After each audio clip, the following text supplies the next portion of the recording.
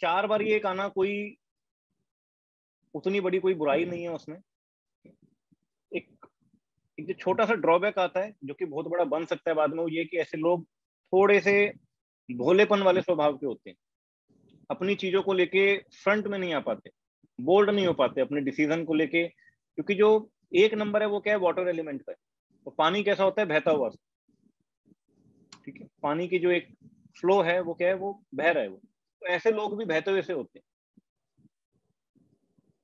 तो इनका जो एक डिसीजन मेकिंग जो पावर होती है वो वीक होने लग जाती है, अपनी चीजों के लिए स्टैंड नहीं ले पाते। इनके मन में ये चीजें बहुत ज्यादा चलती हैं कि मैं ऐसा करूंगा तो वो बुरा मान जाएगा, मैं ये करूंगा तो उसको बुरा ना लग जाए, ठीक है। जैसे बिजनेस में मान लो किसी ने, दो बंदों ने मिलके साथ में अपना काम स्टार्ट किया, कोई भी एक बंदा बहुत ज्यादा काम कर रहा है, सारी जो मेन जो टर्नओवर है, जो रिवेन्यू आ रहा है, वो पर्सन ए की वजह से आ रहा है। ए और बी दो लोग मान लेते हैं। जो पर्सन ए है उसने बहुत सारे काम किए, उसने बहुत जो यानी कि जो रिवेन्यू लेके आ रहा है वो काम वो कर रहा है। दोनों की पार्टनरशिप थी 50-50 की। जो पर्सन बी है वो सिर्फ बैक एंड वाले काम देख रहा है, यानी उन काम की वर्थ उतनी ज्यादा नहीं है, वो कोई 10-20 हजार का स्टाफ भी देख सकता है। पर्सन ए को दिक्कत होने लगी 2 महीने बाद, 3 महीने बाद कि यार जो सारा काम है, जो मेन काम है वो तो मैं कर रहा हूँ और तू तो कुछ कर नहीं रहा है, या तेरी चीजें जो हैं वो उतनी बड़ी नहीं है, ठीक है, ये काम तो कोई दूसरा बंदा भी कर लेगा। बट अगर पर्सन ए की डेट ऑफ बर्थ में एक नंबर 4 बार ही आ रहा है, तो उसकी साइकोलॉजी क्या कहेगी कि नहीं यार, हम लोगों ने शुरू से काम स्टार्ट किया, हम दोनों ने साथ में काम स्टार्ट किया, अब मैं इसको ये कैसे बोल दूं कि नहीं तू काम छोड़ के चला जा, कि सारा काम तो मैं कर रहा हूँ, तो बिजनेस तो मैं लेके आ रहा हूँ कंपनी में, तो तू 50% का पार्टनर क्यों रहेगा। वो अपनी ग्रोथ सिर्फ इसी वजह से सेक्रीफाइस करता रहेगा। वो कभी हिम्मत ही नहीं कर पाएगा ये चीज बोलने की कि नहीं तू 10% का बंदा रहेगा, या तू काम अलग कर ले, या मैं तू इस कंपनी का मालिक बन जा, मैं दूसरी कंपनी खोल दूँ। तो उसमें वो गट्स नहीं आ पाते। और ये गट्स आप किसी रेमेडीज के थ्रू नहीं ला पाते, कि आपने सोच लिया कि चलो मैं साउथ में लगा दूं या मैं नॉर्थ में लगा दूं, कि साउथ डायरेक्शन विल पावर की है, तो साउथ में चलो रेड कलर करा दिया तो उसमें विल पावर आ जाएगी। क्योंकि वो इतनी स्ट्रांग, जब वो काम करेगा 20 साल, 25 साल, 30 साल की एज में, तो उसकी पूरी 30 साल की जर्नी उसके साथ है। इसलिए उसके लिए बहुत बड़ा चैलेंज होगा ये। जो चीज हम लोगों को इजी लग रही होती है कि अरे बोल दे, बोलने में क्या जा रहा है, वो उतना पेनफुल मोमेंट उसके लिए बन सकता है कि वो सारी उसकी लाइफ उसी पॉइंट पे आके रुक जाती है। सेम इसी तरह से जिनकी डेट ऑफ बर्थ में 5 बार ये आ रहा है, okay? तो यहाँ पे ना गड़बड़ी होने के चांसेस बहुत ज्यादा हो जाते हैं। अगर आप 25 लोगों की डेट ऑफ बर्थ पे काम करेंगे, तो एक नंबर जिनकी डेट ऑफ बर्थ में 4 बार आ रहा है, 100 में से 3-4 लोग मिलेंगे। तो वहां तक ना पहुंच पाने का रीजन क्या है, कि कुछ ना कुछ तो उनकी परफॉर्मेंस में कमी आ रही है ना, उसी वजह से वो एक लेवल तक अचीव करते हैं, उसके बाद डेड एंड आ जाता है, स्टॉप लग जाता है, क्योंकि वो उस नेचर के ऊपर काबू नहीं पा रहे। और फिर आपको वो एक लेवल पे लाके कांस्टेंट कर देती है कि ठीक है, इतनी ग्रोथ हो गई, इस नेचर के साथ इतना ही आप कर सकते थे, इसी लेवल तक आ सकते थे, उसके आगे बढ़ना है तो आपको चेंजेस लाने पड़ेंगे। तो सारी जो चीजें हैं वो चेंजेस के ऊपर आके अटक जाती है, ना कि रेमेडीज के ऊपर। मेरी बातों से ऐसा लगेगा कि रेमेडीज कुछ होती नहीं है।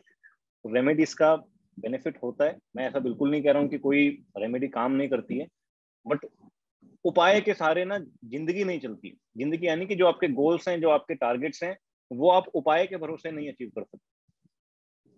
तो सिर्फ इतनी सी एक चीज आपको सिखाना चाह रहा हूँ, कि जो सुन सुन के हम एक चीज के ऊपर डिपेंडेंसी आ जाती है ना, कि नहीं मैं ये पहन लूँ, कुछ पहन लूँ तो मेरी चीजें हो जाती हैं, तो वो चीजें गलत है। आपको हमेशा, जब भी आप कभी अपने आप को फेलियर वाली सिचुएशन में पा रहे हो, लॉसेस वाले सिचुएशन में पा रहे हो, किसी भी वजह से आपको ऐसा लग रहा है कि मैं अच्छा नहीं हूँ, या मैं राइट पोजीशन पे नहीं हूँ, चाहे वो फाइनेंशियली हो चाहे जैसे मर्जी हो, तो सबसे पहले गलती खुद की मानो, कि कहीं ना कहीं मैं कुछ मिस्टेक्स करके आया हूँ पिछले 10 सालों में, 5 सालों में, 3 सालों में, उस वजह से मेरी आज की जो पोजीशन है वो ऐसी हो गई।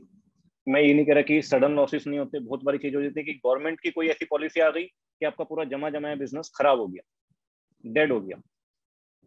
बट क्या हमने प्लानिंग की थी कि नहीं आने वाले टाइम में अगर कोई ऐसी चीजें हो जाए, जैसे हम में से कोई भी लोग लॉकडाउन के लिए प्रिपेयर्ड नहीं थे, कि कोविड नाम की कोई बीमारी आएगी और सडनली लॉकडाउन लग जाएगा और 3 महीने के लिए मार्केट बंद हो जाएगी।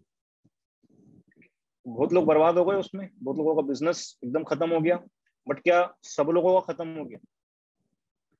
कई लोगों ने तो दबा के पैसा कमाया ना लॉकडाउन में, जितना उन्होंने पूरी लाइफ में नहीं कमाया था उतना लॉकडाउन में उन्होंने पैसा कमाया। तो सिर्फ क्या है, चेंजेस। उन्होंने समझ लिया कि यार ठीक है अभी तो मार्केट खुलेगी नहीं, तो कुछ चीजें ऑनलाइन स्टार्ट कर दो, कुछ प्रोसेस दूसरा देख लो, काम दूसरा देख लो। हम बीमारी के ना अड़ जाते हैं, नहीं पिछले 5 साल से तो मैं यही करते आ रहा हूँ, अब पैसा नहीं आ रहा तो क्यों नहीं आ रहा, मैं तो यही काम करता रहा हूँ। मे भी आपका टाइम आपको फेवर कर रहा था, इस वजह से आपकी, या हमारी कोई प्रोडक्ट जो घटिया था जिसमें दम नहीं था वो भी बिक रहा था, कस्टमर अपने आप आए जा रहे थे, लोग अपने आप आ रहे थे, क्लाइंट कुछ कुछ देख के आपको अपने आप फोन किए जा रहे थे कि नहीं हमें आपसे कंसल्टेशन लेनी है, हमें आपसे काम करवाना है।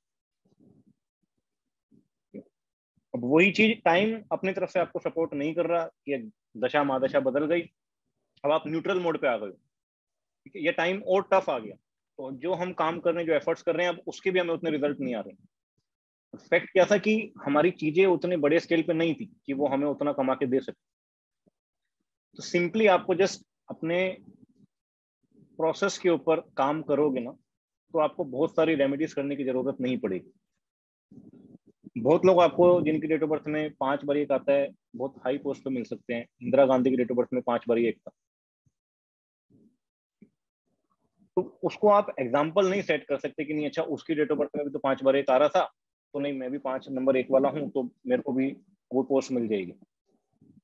जब जुड़वा भाइयों जुड़वा बहनों की चीजें सेम नहीं हो सकती, जब उनकी लाइफ इतनी अलग है, तो हम कैसे कह सकते हैं कि ये नंबर आ रहा है तो उसके साथ ऐसे ही होगा। जो ट्विंस हैं उनको तो सेम घर सेम वास्तु सब चीजें ही तो सेम है ना। जब चीजें उनके साथ सेम नहीं हो रही तो फिर हम किस बेस पे ये कह रहे हैं, किस आधार पे कह रहे हैं कि नहीं ये डेट ऑफ बर्थ है तो उसमें ये चीजें होंगी। रेमेडीज का जो क्राइटेरिया है, तो सब लोग पूछते हैं कि किसी की डेट ऑफ बर्थ में मिसिंग नंबर, बहुत लोग जैसे वर्कशॉप में पूछना चाह रहे थे कि मिसिंग नंबर की रेमेडीज क्या है। मिसिंग नंबर्स की रेमेडीज नहीं करनी चाहिए, प्रॉब्लम्स की रेमेडी करनी चाहिए। क्योंकि 7 और 6 या कोई भी नंबर आपकी डेट ऑफ बर्थ में मिस है, तो जरूरी नहीं है कि सबको सेम रिजल्ट देगा, वो सबको सेम तरह का नुकसान देगा।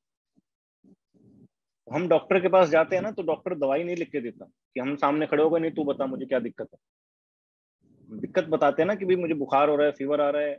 फीवर आने के 100 रीजन हो सकते हैं।